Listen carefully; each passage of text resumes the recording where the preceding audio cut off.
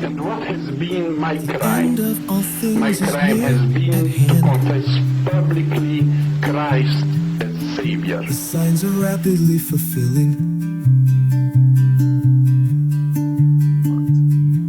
And thou shalt teach them diligently unto thy children, and thou shalt talk to them when thou sittest in the house, and when thou walkest by the way, when thou liest down, and when thou risest up.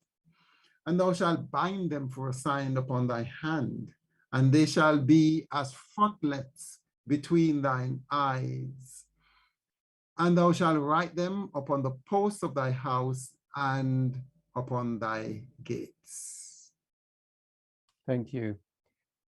So evidently then, parents were instructed to educate their children in the statutes and commandments of God.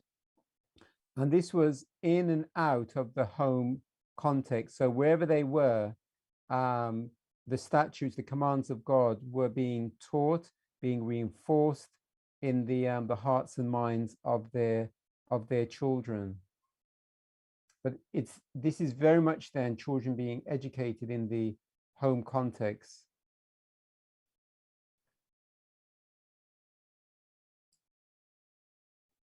And then, of course, we come to Proverbs 22:6. We're familiar with this. Train up a child in the way that he should go, and when he is old, he will not depart from it. And I believe that this training would require the right environment to make it effective. Yes.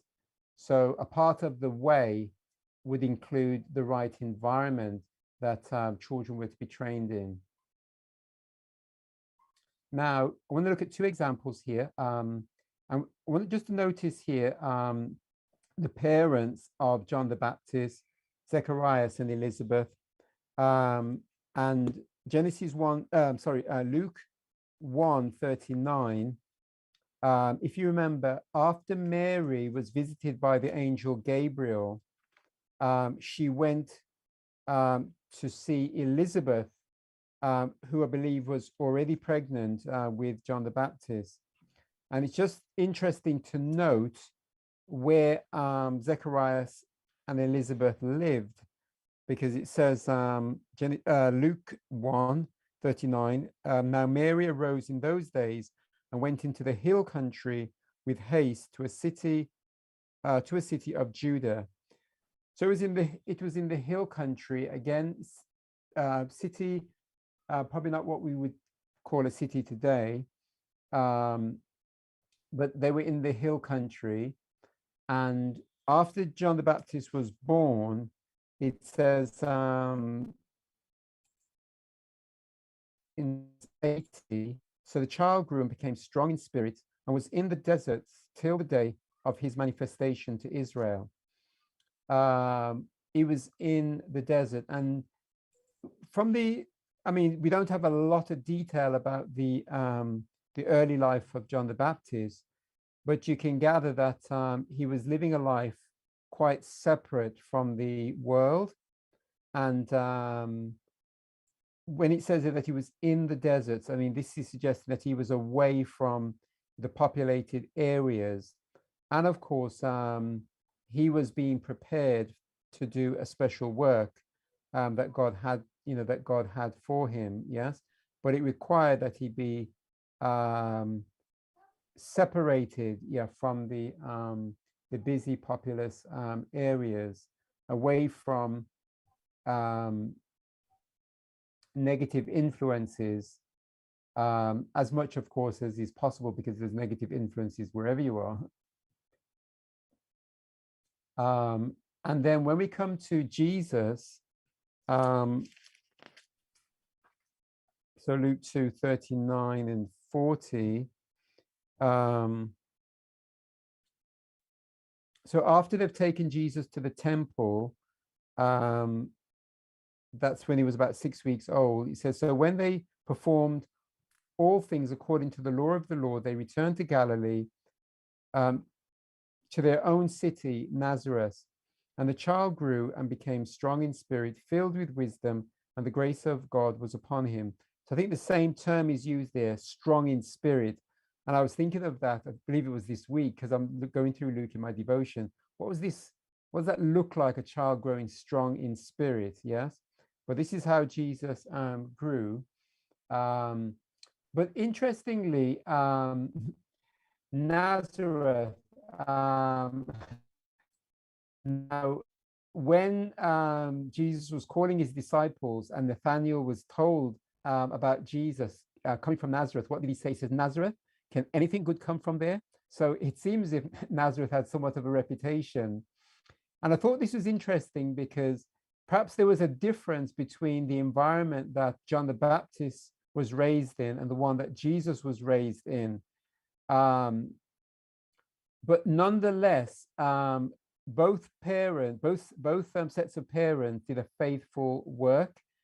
And so this is showing perhaps that it's not just about the environment. It's not all about country living. It has very much to do with the home, the parents, and who the parents are in terms of their characters. And it tells us then that Jesus increased in wisdom and stature and in favor with God and man. And this took place as he was growing up there in Nazareth. Yes. All right, then. So I want to come then to say a little bit about our country living journey, my wife Kizawanda and myself. Early experiences of the countryside. I was trying to think where to start here, but I grew up in Birmingham, and ironically, I'm doing this presentation from Birmingham because I'm visiting my mother. And I'm near the heart of the city, but this is where I grew up in Birmingham. And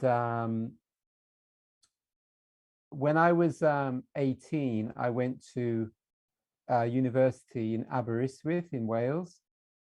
And it's just interesting how I ended up there, because if my grades had been slightly different in my A levels, I would have gone probably to a bigger town or city, university.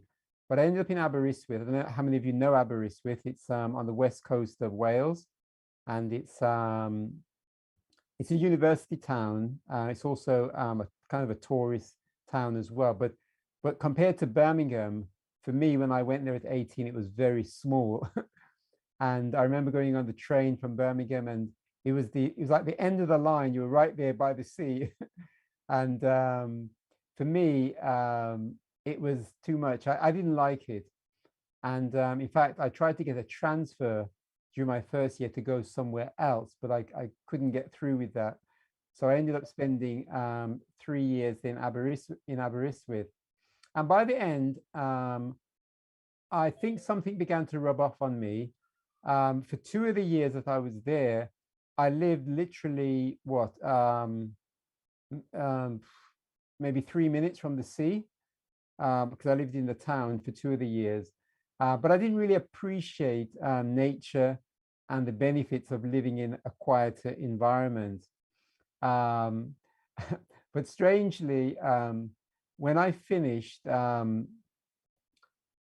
was impressed during my 3rd year to take a year out. I was going to carry on further studies, but I was impressed to take a year out and become a student missionary. And I had it in mind to go perhaps to Africa, or I think somewhere in Asia, but because I applied late, the only place that they had suitable was to work at a mission school in Arizona in America, for American Indian. These were Navajo Indians. So I ended up going there, and it was a school located in the desert. So I'm coming from Aberystwyth, and now I'm going to this little place in the desert in Arizona on the west side of America to work at this school with Navajo Indian children. Well, I was supposed to spend 10 months there, but I left early. There were some problems there. I providentially found, well, didn't find myself, the Lord took me to the other side of America, to Georgia. Well, I stopped off on the way because my parents were living in America at the time in New York. So I stopped off there for a while, and very providentially, I'll have to tell you this story another time. I ended up at a place called Wildwood. Some of you might be familiar with it. It's a medical missionary institute. And that was in the countryside. It's on the border between Georgia and Tennessee. And after 1 week there, I mean, it took me about a day on the bus from New York to go down there. But after about a week, I was ready to leave. I didn't think it had what I was looking for. But again, providentially, something happened. I went to a meeting the night before I was to leave. And what I heard there caused me to stay for 1 year. So I was there living then in the countryside. I lived off the campus. So it was rural. And I began to appreciate and enjoy the countryside more and more. And I think by the time I came back to this country, it was my settled purpose that I would live in the countryside. Though when I came back, I lived in London because I came back to work in an evangelistic meeting which Mark Finley was doing. I was doing Bible work. And then in God's providence, he took me to John Loughborough School. And I ended up spending 7 years living in London, West London, Hounslow. And that's where I met Gabrielle through the Chiswick Church in West London. Anyway, it was always my purpose, yeah, still eventually to go to the countryside and I didn't see myself living in London. But just a word here, because I don't know if there are any single people in the session this evening, but sometimes people who are single might think they don't want to move out by themselves. They prefer if they were married, and that's, you know, I can understand that. And I think I was a bit of that mind myself. But looking back, I wish that I'd moved out earlier. But anyway, you know, we learn as we go along. So yeah, so I eventually left London and I came back to the Midlands. Actually came to Wolverhampton, and when I came back, it was my plan to live outside of the city, but somebody offered me a place in Wolverhampton to live, and I guess maybe because of my financial situation, it was convenient. So I ended up living in Wolverhampton. And again, I look back at that and say, perhaps I stayed there longer than I should have. Anyway, I got married in 2006. And before I got married, I spent about a year in Jamaica. That's where my wife is from. And as much as possible, I tried to live in the countryside. So I lived in the countryside in Portland, in Mandeville, and a place outside of the Spanish Town area, up in the hills. So that, again, that was always my direction, the countryside.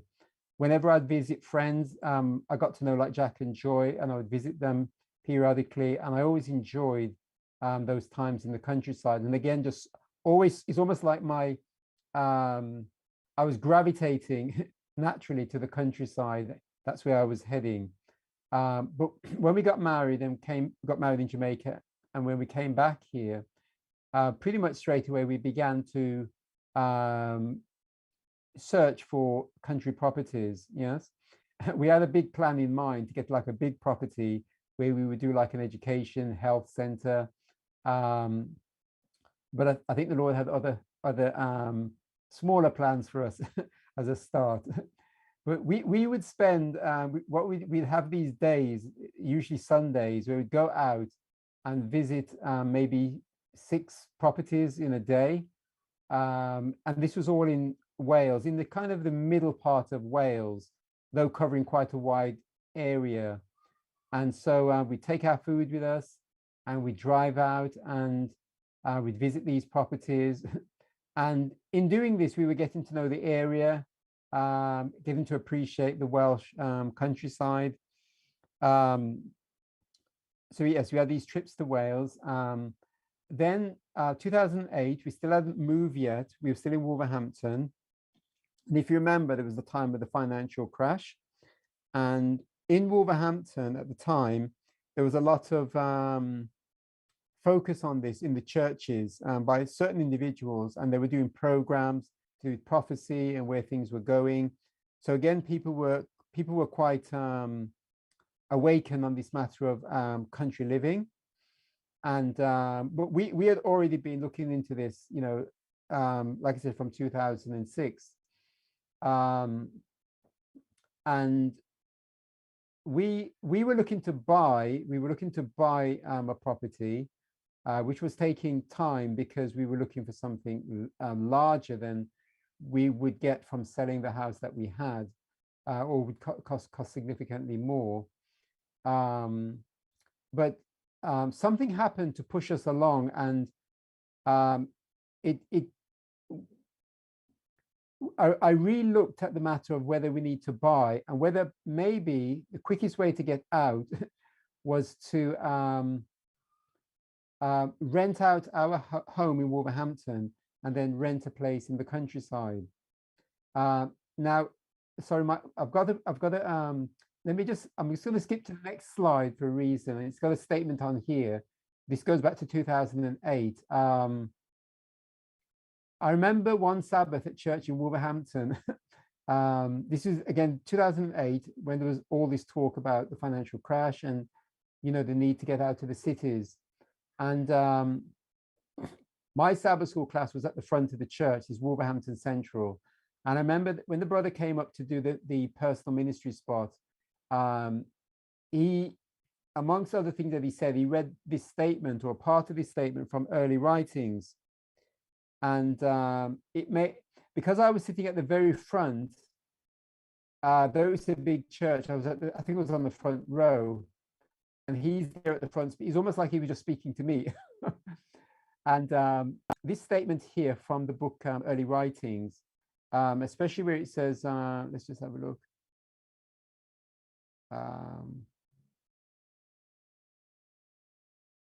I think you may have read all of it, but I was shown that it is the will of God that the saints should cut loose from every encumbrance before the time of trouble and make a covenant with God through sacrifice. If they have their property on the altar and earnestly inquire of God for duty, he will teach them when to dispose of these things.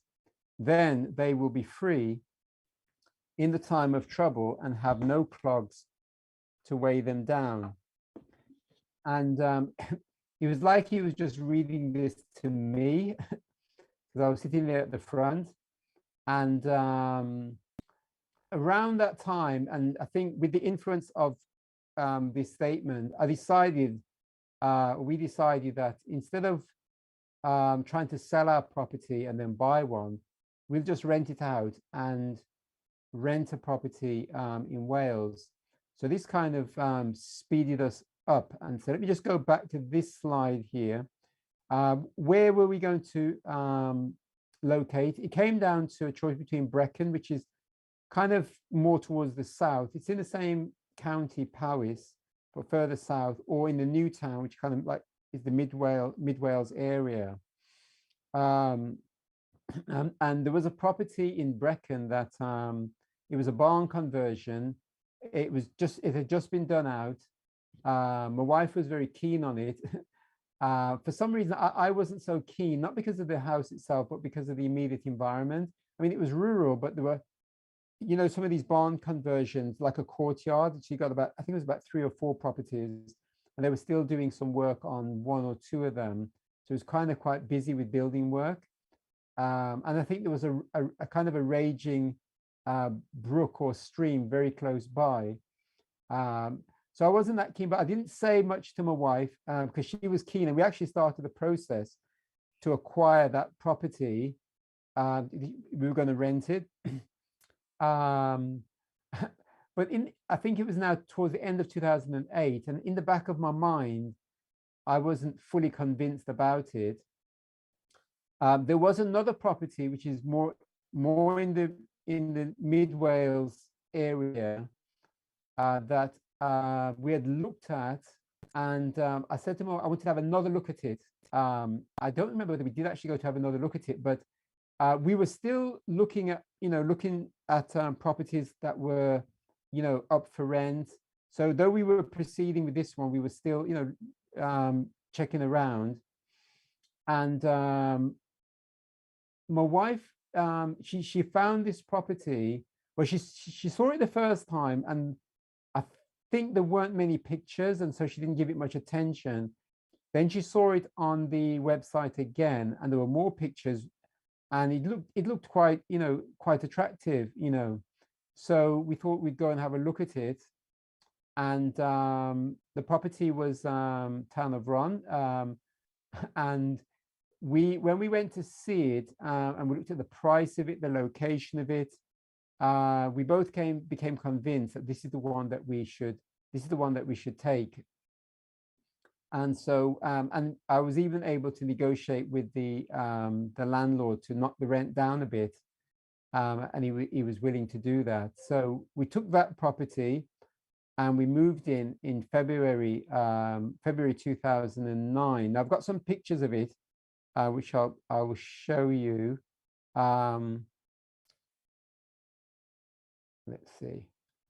But let me carry on if you don't mind, and I'll come to the pictures. Yeah, so we moved in, and I just remember one interesting thing, and it was that when we moved there, it was such a contrast the way we were living in Wolverhampton. We were living in like a row of terrace houses. Though I should say, where we lived in Wolverhampton, we were kind of on the edge of it. So we could actually walk about maybe 10-15 minutes and get out on the canal, and you'd be out into the countryside. And we did make the best of that while we were in Wolverhampton. But I remember one day, just before we moved out, we were walking there. It was actually by the canal in Wolverhampton. And we were kind of thinking what it's going to be like to live in the countryside. But when we did actually move, it was just so natural. It's like my heart was already there before we got there. So it was just so, I was just so at home. There was no big adjustment. People might think there's no street lights, the shops aren't nearby, but there was no major adjustment needed. I was in my natural environment, if you like. Yeah. Now, I should say we went there with country living in mind, not so much ministry, though I've always had an interest in ministry, during my Christian experience, Bible studies, and through the education work as well. But this developed as we well, fairly soon actually. So I'm just bringing this in because in thinking about country living, it's not just about getting out of the city into the countryside, but for what purpose? Where does God want you? Why does he want you there? Yes, it is to get the benefits of the countryside, but he has a work for you to do, a purpose for you. And we didn't have that uppermost in our mind. I mean, I guess we just assume that wherever we are, we will minister, as opportunity comes. And opportunities did come.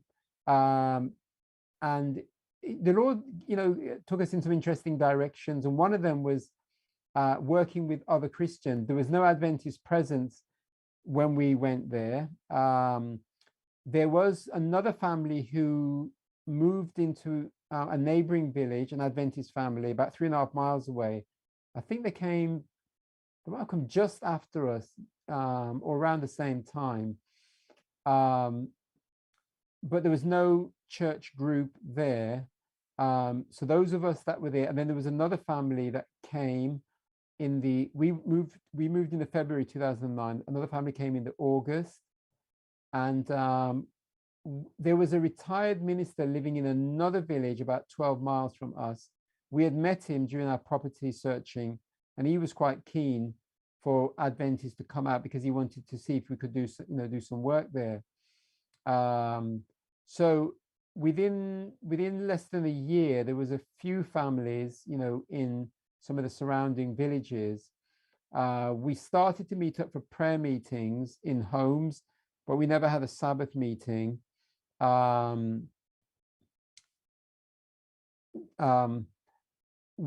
we did, Kizu and myself, And the Lord brought certain things to me, and I was impressed in terms of ministry, because here we were as people of color moving into mid Wales, where there's not many, black people, and in the cities, generally, there's larger populations of minority people, and often our church growth comes through minority people. But we didn't have that in mid Wales, and so I was impressed to go to the people who are closest to us, and these would be other Christians. And we started a ministry, if you like, with other Christians. We'd visit the chapels, the churches, and soon the doors opened for me to preach in some of these Sunday churches, Baptist church, and there was the other one. Gone for me. So some of the churches there, United Reform was another one, and we had some very precious opportunities, to share with other Christians. It's as if we came there to share, if you like, present truth with people who had a foundation. They were Christians and believers, but the light of present truth hadn't come there. And so we had many wonderful opportunities to share with people through this ministry. Now, eventually, we started a church group. It was about 5 families. That was 2010. Started a church group there, and that group is still going on to now. Our son Seth was born in 2013. He was actually born in the house where we live, and as I said, we were renting this house for quite a while. We were quite at home there, though we were looking around at. Okay, before I come to that, let me just say, early 2013, I approached the landlord and I asked him if he'd be willing to sell the property to us, and the way he responded, he made it clear that there was basically no way that he was going to sell this property to us. His parents lived on the farm. Well, around where we lived, we're surrounded by farmland, which belongs to his father. His parents live on the farm, the farmhouse just above where we live. And they've been a long-established family in that community. Though he, as a landlord, he wasn't living locally. He lives down south. But anyway, he made it very clear that he wouldn't consider selling the property. So we were looking elsewhere then, because we did want to buy something for ourselves eventually. So we were looking around, but when he said to me that he wouldn't sell it, and he was so definite about it, something came to me, and I said to the Lord, if he wants us to have this place, we will have it. And what I can't remember how I put it, but it was basically I put it to the Lord that if work it out, how did I put it? Let me just think. It was if the landlord comes back to me and says he's willing to sell, then I'll know this place is for us. Something like that I put to the Lord, or the Lord brought to me. But it looked as if there was no chance of it happening, because he was so definite that he wasn't going to sell.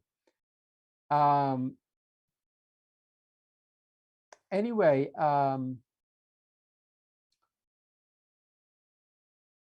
it was 2014, I think it was about July. I called the landlord. It was just on a routine matter, something to do with the house. And he said to me, he asked me if I'm still interested in the house, buying the house. I said, yes. He said he'd be willing to sell it. Right. But there was a long journey from there. I think what I'll do, I've got a few more points here, but I thought, let me just go to some of the pictures so you get a bit more context, and I'll come back to the story of how we got the place. Yeah, that's my last point. Yeah. So this is where we are then. This is our home, Tanavron. It's about 5 miles outside of Newtown, which is like the main town in mid Wales. we're pretty much by ourselves. I don't know if you can notice just to the left of the house, there is a little cottage next door where somebody lives, a lady lives there, but that's our closest neighbor. These are just some of the views. That's at the front. You see a bit there of our gardening patch. This is up our lane. And I remember, I think the first time when we found the place and we went for walks on the lane, we just walked, you know, and it just looked so attractive. This is on the left, that's the hill around the corner. That's where I do my exercise in the mornings. And then the hill on the right going down, that's going down to the village. So we're just outside of a village called Borcafried. That's the entrance to our place. Another view of the lane. Yeah, so this is when Kiz was pregnant. And so we were already there then, established in the rural environment, in the countryside, before Seth was born. And interestingly, just going back to the principles I shared at the beginning of creation, you notice that God provided man with his home environment, planted the Garden of Eden for them before procreation took place. Yeah, I know it doesn't always happen that way around. And of course, if you already have children and you're in the city, then country living is still, you know, still for you. Seth was actually born in the house where we live. The room he was born in is actually his bedroom now. And there I am with him when he was probably just weeks old. And I remember he was born in October. I remember taking him out for my walks, and sometimes the weather was very cold, and and the kids might have wondered why I'm taking him out. But I'd have him on the what do you call it, on my front, and we'd take him out on my walks. And I think you know, just from there, he just became so natural for the rural environment, you know, having been born into it. So I'm gonna, before I come on to the homeschooling side specifically, I'm just looking at the time. I just wanted to give you a quick version of how we acquired the place. So like I said, 2014, the landlord said he was willing to sell, but we had to sell our property in Wolverhampton first because we and it took a long process for different reasons, and by the time and there were a number of setbacks. I mean, part of it was financial, because it was going to be significantly more than the property we were getting for the property we were selling in Wolverhampton. But we were in the process anyway with solicitors involved, but it was just taking a long time. And when we eventually got sorted out, and we came up to the point now where we sorted out the mortgage, everything was sorted, worked out with the solicitor. I remember, I can't remember whether the solicitor called me or I called the solicitor, but just at that point now, we're willing to go forward now and just exchange and so on. The solicitor said that the seller, who is our landlord, is not selling to us anymore. He's selling to somebody else. And you know, we didn't know anything about that. We knew it was a long drawn out process, but he never said anything to us about it, and we were kind of surprised.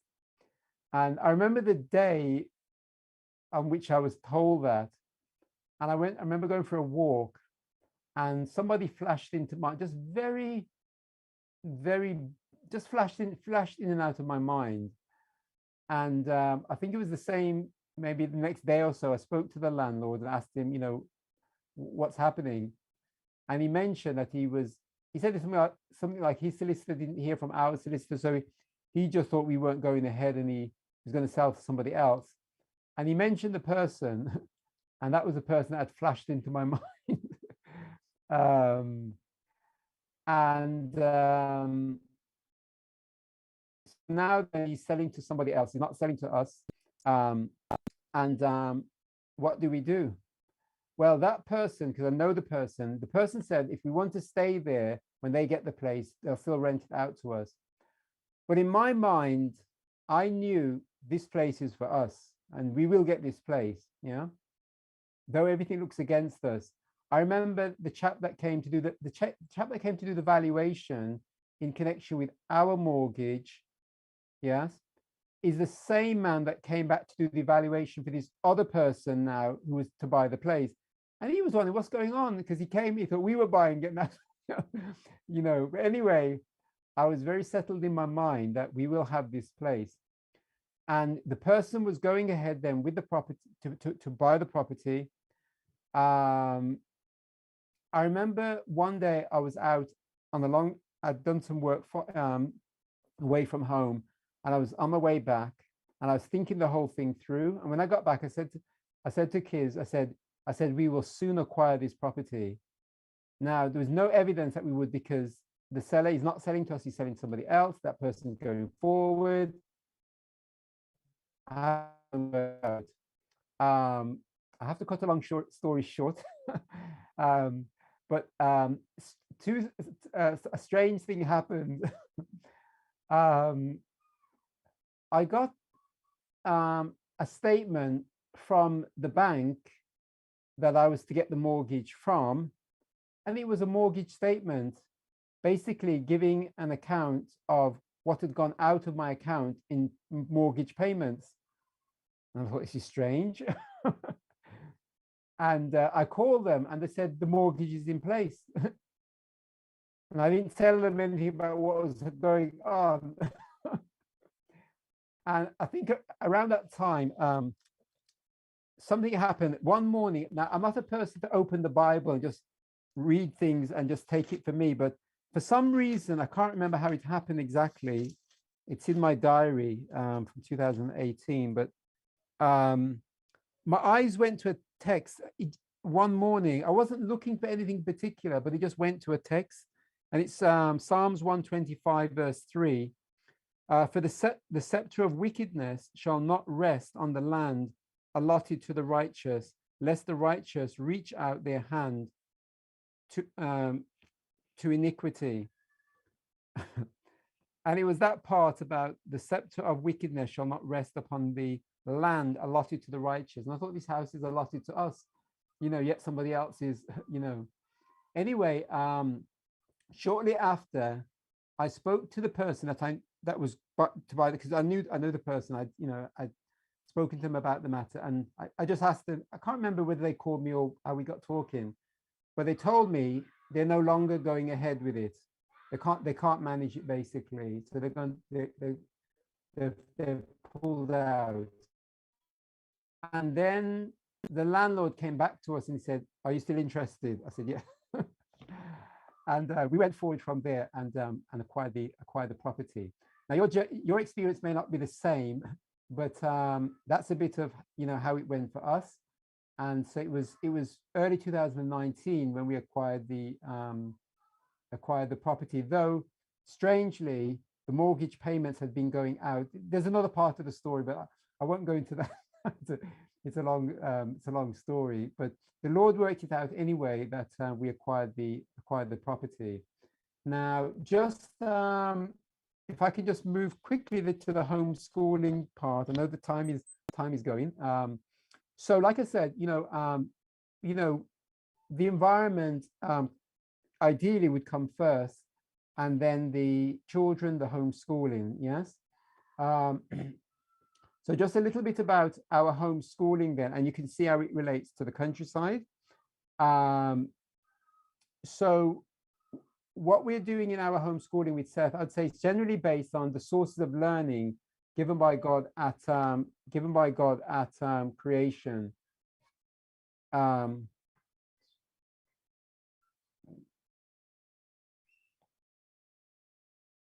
Okay. And these sources of learning we see in the Word of God, nature, work, and experiences, carrying out real life learning assignments. So when you look at the creation of man and what God gave him to do, you can look at it in terms of a number of learning assignments: dominion over the animals, multiplying, filling the earth, subduing the earth, eating a plant-based diet, dressing and keeping the garden, Eve to help Adam, choosing not to eat of the tree of the knowledge of good and evil, living in marriage relationships, establishing homes, running families, parents training and teaching their children, experiencing the blessings of the seventh day. Now, this is just a summary of the things that God gave to man there at the beginning. And you can look at them as learning assignments, because as man did these things, there'd be lots of opportunities for learning and development. It's learning in the context of real life. And we've sought to base our homeschooling on this approach to a large extent. Yeah. So Seth has had, many and varied experiences, and these are just some pictures here. So on the left, he's learning something about the body. I think it's about the lungs he's learning there. He's got a worm there. You can see him on the right, looking at insects, helping rake up the leaves there in the garden. These are some radishes. I think he grew these. I think this was last year. Grew these radishes, very nice to eat. You eat the leaves as well. And here he's doing some work for one of the elderly members of our church, helping her with her garden. Again, this is so we do quite a lot of gardening, and these are some I think those are either lettuces or spinaches that he's got there on the left, and he's picking beans there on the right. Doing some on the left, he's doing I think some kind of experiment he was doing with my wife at home, helping with the vacuuming. Experiences in nature. We've got cows around, and he likes cows. He also likes to be creative. This is the steps to our home, and he thought he would make a rail for grandma when she comes to visit. And so he made this rail here. So he likes to create things. So we like to give him opportunity to do this, and allow him, the freedom to be creative. He's helping me here with some work in the office. Again, he's making some kind of vehicle there. This is something he doesn't do so much now, but he liked to do these kind of things, using whatever he's got. This was a visit to the local textile museum in the town, and here you can see him doing a bit of sewing. So we're trying to teach him in the context of real life things. He likes cooking. You can see him peeling some potatoes there on the left, and on the right, this is an outreach that we had from our church group in the town, and he's helping mom there with the food. And these, I think, were some of the people that were participating. So yeah, just coming back then to these principles. So the Word of God then is really the foundation for his homeschooling. And so the Word of God comes into his devotions. I've done quite a lot with him for his devotions in terms of Bible characters, biography. So I'll just read a few verses each night or each morning on a particular Bible character, and we look for lessons that we can learn. So we've gone through the book of Job, we've done Jeremiah, and I just take little bits of it and just teach lessons from it. For worship, we've been going through the Bible from the time that he was born. We've been going through the Bible about 7 verses a day. We were doing the Old and New Testament in parallel. We finished the New Testament. We just started the book of Ezra in the Old Testament, and just I prepare just simple things for him to to be able to do or to yeah. So I'll try to use like maps, illustrations, or pictures, picture cards. I've got these little cards. They're actually business cards, and my old business cards, and I use the blank sides of them to do little pictures that I would use with the Bible verses that we were looking at, just to bring to bring the stories alive. And then I try to give some practical lesson that we can take from those verses. And it's quite challenging, when you're going through some of the passages in the Bible, like the Chronicles, and you're going through these lists of names. What lessons can you draw? But there's always something that I can find to share with, to bring out. And basically, he's seeing the great controversy theme as it unfolds through scripture, the conflict between Christ, Satan, good and evil, and so on. Yeah. And then he has his Bible lessons, which my wife does with him. And we've used Sunlight, and we also use some other Bible lessons as well with him. So this is the Word of God. And of course, we try to reinforce it as we go through the day, the things that he has learned in the worship or in his devotion time. And trying to encourage also his prayer life. I'll say a bit more about his prayers in a bit. Now, nature. Now, we're living in the countryside, so nature is all around us. From the time that Seth started walking, he's been walking. Seth can walk for hours, and he wants to walk more. Sometimes I think he must be the most walked child in Wales. He just loves walking. Plants. We're surrounded by trees, so he can learn about the trees, the flowers, the different vegetable plants that we grow,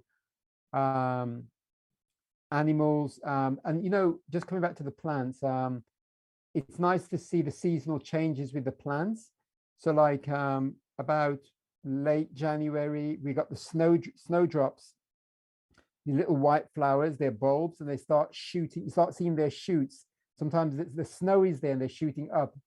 And we see this pattern year after year. The snowdrops come first, then the daffodils start shooting up, and then other wildflowers start coming. So he's used to seeing, these seasonal changes in nature. Animals around, I mentioned the cows. We've got sheep surrounding us on the farmland surrounding us. There's rabbits around, but we don't want them around because they're eating our vegetables. We've got pheasants, there's squirrels, and various types of insects. We've got birds. In fact, there's a hole in the wall, one of the walls of our house, the outer wall, and some blue tits, they've made a home there. And for the past few years, we see the parents flying in and out, taking food to the young ones inside. And it's just very interesting. To see this pattern. Sometimes Seth, he's trying to look into the hole. I said, no, don't look in because you might disturb them. And there's many object lessons that you can learn from nature, and you can integrate this into the Bible teaching as well. That should say stream, not steam. There's a stream just across the field from the house, and we almost every day we go down there because it's quite steep, and we go down there after we have our meal. And Seth, it's always something to do at the stream. He likes walking. There's a lot of fallen trees over the stream, so he likes balancing, crossing over the stream on logs. Sabbath walks is like the highlight of his week, and we try to find different walks each Sabbath. Living in the countryside, there's always a new walk somewhere that you can find, and we're always looking for new walks, especially for our Sabbath walk. And then we have nature books for him to sort of, where we can do a bit more research on some of the things that we see around us in nature, and of course many lessons coming from nature. And I'll just move through the last one very quickly. Work. Basically try to get him involved in whatever work we're doing age appropriately. Domestic work, cooking. I do a domestic inventory with him where we we're going through everything in the house and documenting. He does pictures of them, it writes the name. We're examining the condition of them. Are they okay? Do they need changing? And so on. Home repair, whatever I'm doing, I try to get him involved, whether it's painting or fixing the bath or something. He likes mechanical things, gardening I've mentioned. We have a job we do on Mondays, and we're doing the bins. That's for the recycling, and we try to recycle as much as we can. And we have two compost heaps that we're keeping, and we use that for our gardening. And office work, I get him involved when I'm doing my computer work. I'll show you some pictures of this in a moment. And then he's got his daily chores. He sets the table for breakfast, for lunch, and he puts out the breakfast things on the tray. He's got his Sabbath jobs that he does, watering the plants, emptying the bins, getting his clothes out, and so on. So plenty of opportunities for him to work. And then the fourth one, experiences. Many and varied experiences, visiting different places, meeting new people, visiting grandma here in Birmingham. Accidents can be an experience. One evening I was on the way to Birmingham with him, and it was November last year, and the car had a problem, and we had to pull off the motorway. The police came to help us. And fortunately, the junction where we broke down was near to where our minister lives in Wolverhampton, and I called him and he came and towed us to Birmingham. So these are just experiences of life that are all learning opportunities, especially when it happens for the first time, for young children, first time encounters, service to others. So we try to give him opportunities where appropriate to help and minister to others, starting in the home. There's a street ministry that I started last year, and I've got him involved in that. And answers to prayer. He likes to pray. And when anything needs fixing or we lose something, he's quick to say, let's pray. And sometimes I remember I was doing the fence 2 summers ago, and you got these hooks that you've got to put into the fence for the wire fencing. And sometimes they'd fall into the grass, the tall grass, and it's going to be very difficult to find it. And he'd say, let's pray. And in my mind, I'd say, Lord, you have to answer this prayer. And we would search and search, and we'd find it.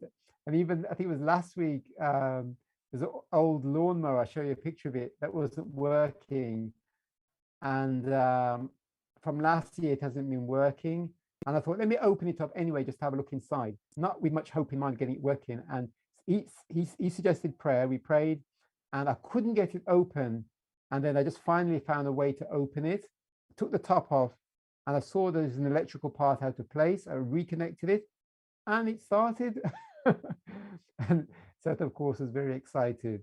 Social interaction, these are other experiences as well. So just some more pictures. There's the lawnmower that we managed to get started. We're doing some weeding there on the right, weeding between the garlics that we planted late last year. So they've been in over winter, but the weeds have come in quite thick there. So we're doing some weeding this past week. This is him helping with some of the office work. He's filing bank statements. I'm trying to get rid of my old bank statements from 2016 and earlier and keeping the latest ones. So I'm getting him to put them all in order, date, order. And so this gives him a bit of, learning for his reading and just organizing things. And there he's stapling some of them together. This is one of our Sabbath walks. And these were some people we met not too long ago, one of our Sabbath walks. Interesting conversation with them. There he is on the left walking through these dry grasses, and this is the farmer from the farm on top. He came down to plow up our land for our vegetable patch.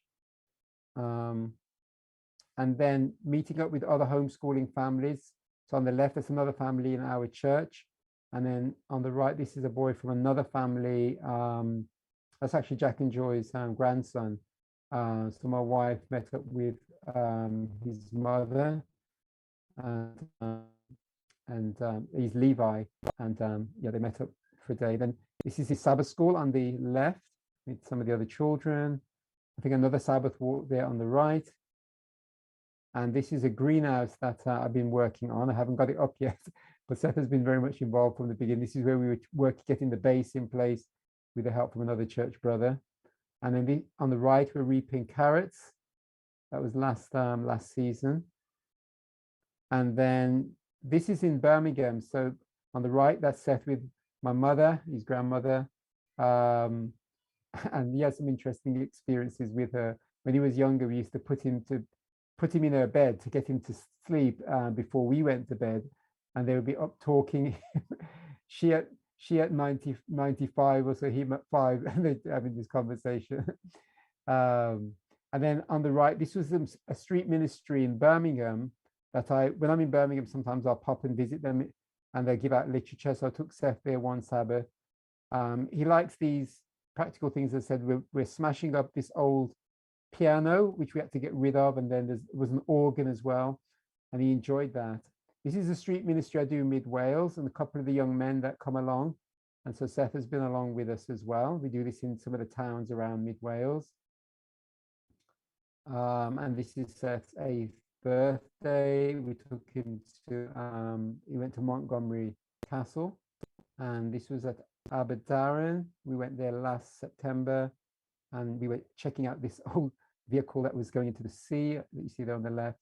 He likes to do these daring things. So there he is with Mom. This was at Aberdaron as well, somewhere by the sea, and we were crossing this this kind of water channel that was going into the sea. And this is actually when we were going to Aberdaron, and we stopped off to eat, and we met some people who had this old wagon, which Seth found quite interesting. So we've got a few pictures here. But just finally, you know, with all that I've said, most important thing is character. And the whole thing about country living then is to do with character. Our characters as parents, as older ones, as well as our children's characters. And it's very important. So with all the beautiful things and the blessings of the countryside, it cannot of itself develop that character. Of course, this character can only be developed through Christ. And the environment can help. It can be like an aid, but we have to do our work faithfully as parents. So learning the lessons of obedience, or teaching that lesson as parents, respect, self-control, order, concentration, channeling energies. Seth is very, very energetic. From the moment he gets up to the moment he falls asleep, he's on the go. And it's very important to know how to channel his energies. And the countryside, you know, gives opportunities, you know, good opportunities for that. Contentment, being content with what he has, that's another important lesson. Serving others, not being self-centered, but thinking of others. And I always tell him that it starts in the home before, you know, we help people out of the home. Okay, yes. So I'm going to stop there. I've gone quite a while. So if you have any questions or comments or suggestions, then this is the time. The end of all things is near at hand. The signs are rapidly fulfilling.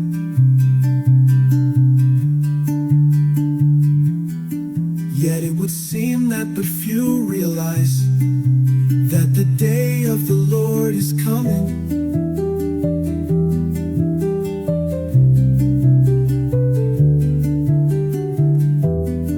The end of all things is near at hand.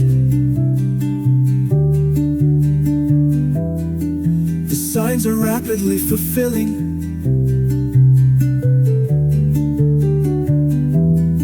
Yet it would seem that but few realize that the day of the Lord is coming swiftly, silently, as a thief in the night. Many are saying peace and safety, unless they are watching and waiting for their Lord. They will be taken as in a snare, a science of the devil.